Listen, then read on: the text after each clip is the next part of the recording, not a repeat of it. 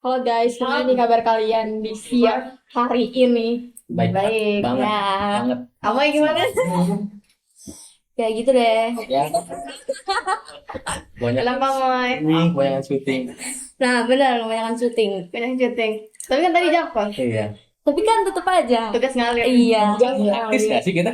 Iya. Iya sih, gue sama iya, OTW banyak banget ya. Apalagi yang cuma seminggu kan depannya. Aduh, pusing.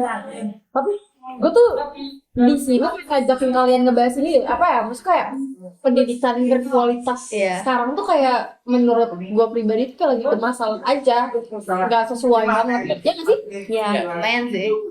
Kayak apa ya? Apalagi kalau misalnya pemerintah kan sekarang ada ini kan apa namanya makan gratis kan buat di sekolah-sekolah di SMA di SMP semuanya buat apa sih meningkatkan gizi buat siswa-siswinya. Tapi menurut kalian ya bakalan relate gak sih sama kemampuan otodidak dari si siswa-siswinya? Mau jawab ini atau gue dulu nih?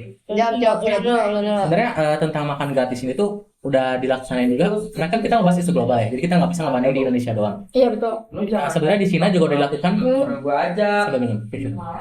Di Cina juga udah dilakukan bertahun-tahun lalu. Saya lupa berapa tahun tepatnya, tapi di Cina ini emang udah dilakukan dan emang faktanya secara angka itu benar-benar naik lumayan drastis untuk di mungkin setara dengan SD sampai SMA. Nah, karena kenapa? Karena di program makan gratis sendiri kita sangat membutuhkan yang namanya itu protein.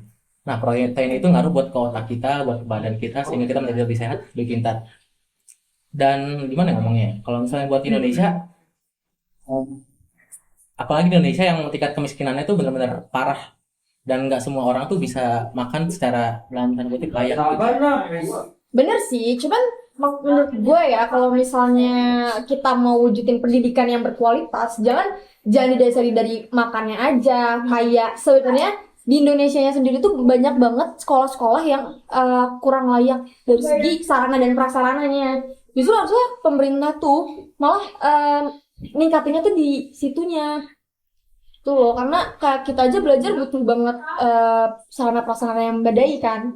Mungkin dari gurunya juga kali ya kurang diapresiasi kalau di Indonesia kayak dari gajinya yang kurang. Parah banget. Ya itu parah sih. Artinya ada gaji guru honorer sebulan 300.000. Iya banget, Iya, bayangin 150.000 gila. ngajar berapa jam di sekolah cuma digaji segitu kayak Tapi itu parah sih. parah sih. Iya Parah kayak yang harus benar-benar dibenerin kayaknya sih dari pengajarnya mulai diapresiasi lagi sama negara gitu-gitu, nggak cuma dari makanan yang bergizi gitu.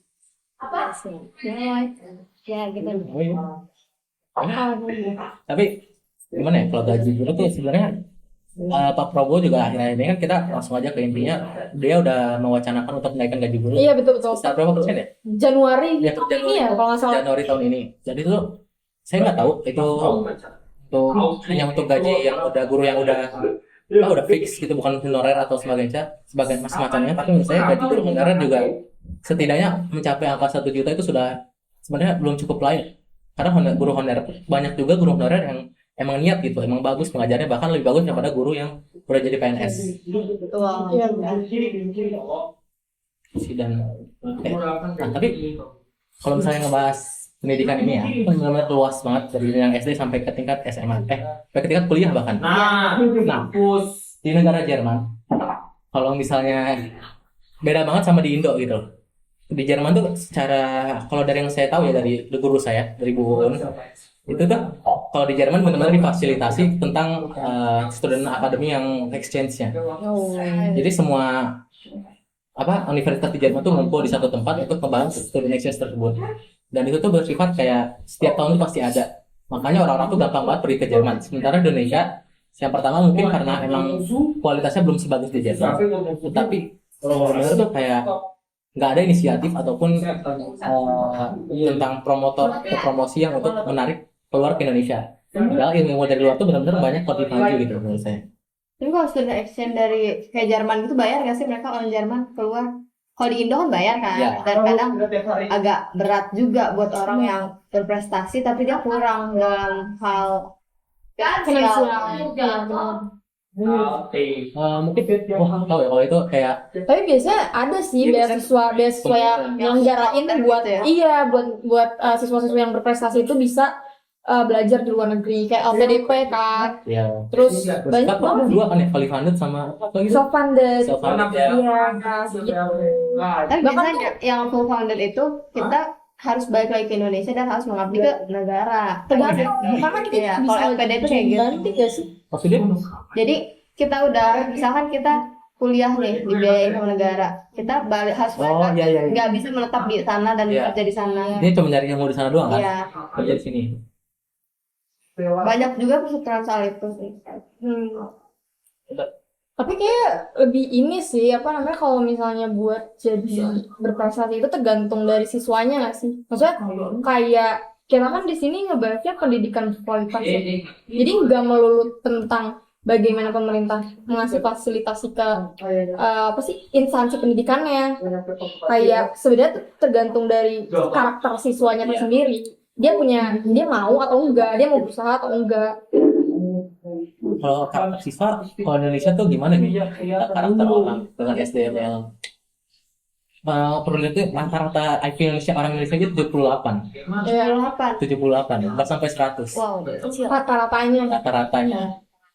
Itu siapa nggak tahu tuh Mike. Siapa yang Mike? Ya lah ya. Terus dengan rata-rata IQ segitu, bukan tanpa menyepelekan atau apa underestimate sesuatu, tapi mungkin akan cukup sulit dan sangat tantangan berat untuk pemerintah untuk membuat pendidikan di Indonesia itu benar-benar berkualitas. Bukan lebih berkualitas, tapi benar-benar berkualitas.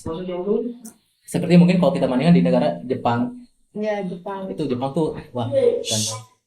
Mungkin bedanya ya, kalau di Jepang sama Indonesia, kalau di Jepang itu SD, mereka itu fokus ke hal-hal dasar kayak hal sopan santun, yang kayak Oh, gitu. lebih ke mainnya ya. Iya, benar kayak hal-hal yang dasar aja sebenarnya. Kalau di Indo kan langsung pelajaran gitu kan. Bener sih sebenarnya kalau di Jepang itu Emang harus dari kecil dari diajarin. dia menanamkan nilai-nilai karakternya.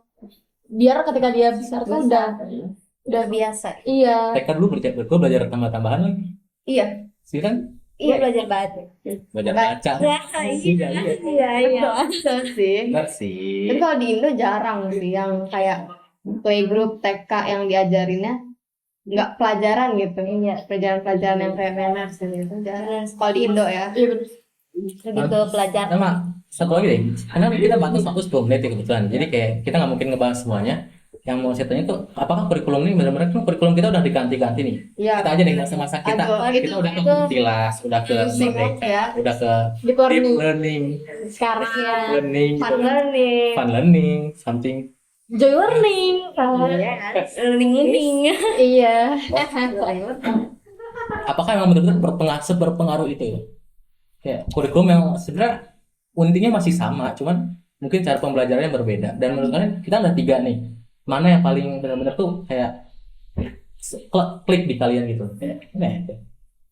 Tapi kalau buat tahu kurikulum Merdeka itu udah berapa tahun sih?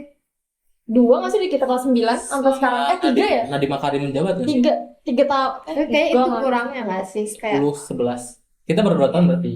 kurikulum tuh Tapi udah 3 dari angkatan Iya, udah 3 atas. tahun. Dari gampang angkatan banget diganti.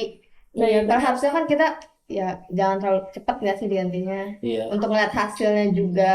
Ini Ini bahkan kita belum lulus sudah mau diganti lagi. Iya, aduh kayak Iya. itu nggak sih dicampur-campur banget. lagi dengan wacana dengan apa? Cara kita belajar sebebas itu tiba-tiba ada wacana UNB Wah, aduh. gitu. Udah lah. Jadi gimana? Buat Anya di antara 3 kurikulum yang udah dilalui selama hidup yang bagusan mana? Deep learning kan kita nggak usah masukin deh karena Oke. nggak sampai setahun kan? Nggak sampai. Kurtilas oke. Setuju.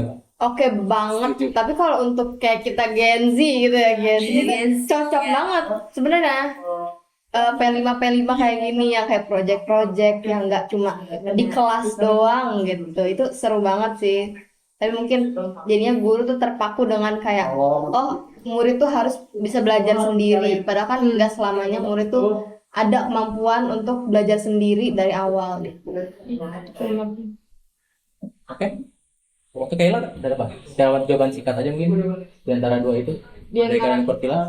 Kalau menurut aku pribadi sih kurikulum merdeka ya. PTK ya. Karena ya seperti yang bilang tadi cocok banget.